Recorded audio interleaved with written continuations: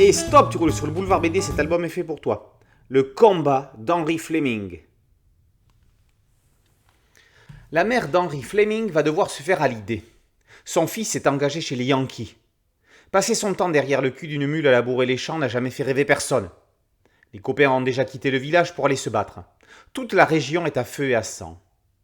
Il n'en fallait pas moins à Henry pour se décider à enfiler l'uniforme. Il part. Le jeune homme va vite déchanté. Au lieu de se réjouir et fêter ça avec les autres, il se demande s'il sera capable de rester dans le rang quand les premiers tirs vont s'abattre. Aura-t-il les tripes de ne pas fuir comme un lâche ? Quel genre de soldat est-il au fond ? Quel genre d'homme ? Demain, il va assister à l'une des plus grandes batailles qu'il n'y ait jamais eues. Pendant que la cavalerie va faire diversion du côté de Richmond, les troupes d'infanterie dont fait partie Henry seront face aux sudistes. Compagnie, en avant, marche ! Cette fois-ci, les soldats du 304e régiment y vont pour de bon. Si certains sont pleins d'entrain, on va mettre une raclée aux rebelles, on va les prendre par surprise et les massacrer. D'autres sont plus inquiets. J'espère que mon fusil tire droit. Je voudrais que mon chien soit là. Dès les premiers tirs, Henry se trouve coincé de chaque côté, prisonnier au milieu d'un troupeau de moutons qu'on envoie à l'abattoir. Ce n'est pas cette guerre-là qu'il a voulu. Alors, se faire tuer dès le début ? Attendre son tour ? Son pote Wilson est persuadé que c'est sa première et dernière bataille. Il lui confie des lettres pour qu'il les remette à ses vieux. Dans cette putain de fumée, on ne voit pas sur quoi on tire. Comment Henry va-t-il vivre son combat ? Combat contre l'ennemi ou contre lui-même ?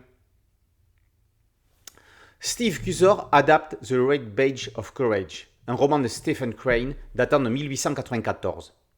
Contrairement à la plupart des histoires de guerre avec ses héros et ses lâches, dans des lieux définis et à un instant historique précis, celle-ci met en exergue l'événement sans endroit ni date précise. Le lecteur est immergé dans la bataille, sa poussière et sa fumée, comme une caméra témoin. Les affrontements assourdissants sont mis en scène sans onomatopée, comme si les bruits étaient dans les intercases. Cusor joue avec les ombres et les contre-jours. Les couleurs de Miff Versailles chapitrent les séquences dans des tons uniformes. C'est d'ailleurs plus une mise en lumière qu'une colorisation.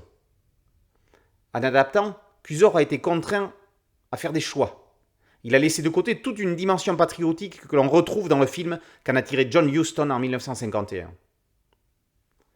Cusor a mis 5 ans à réaliser cet album. Il offre une immersion en plein cœur de la fournaise et invite à se poser la question de comment on aurait agi et réagi à la place d'Henry Fleming. Lâche ou héros ? Blutch ou Chesterfield ? Avec Henry Fleming, les tuniques bleues ont le soldat que chacun de nous pourrait être. Le combat d'Henry Fleming par Steve Cusor, d'après Stephen Crane, est paru aux éditions Dupuis dans la collection Air Libre.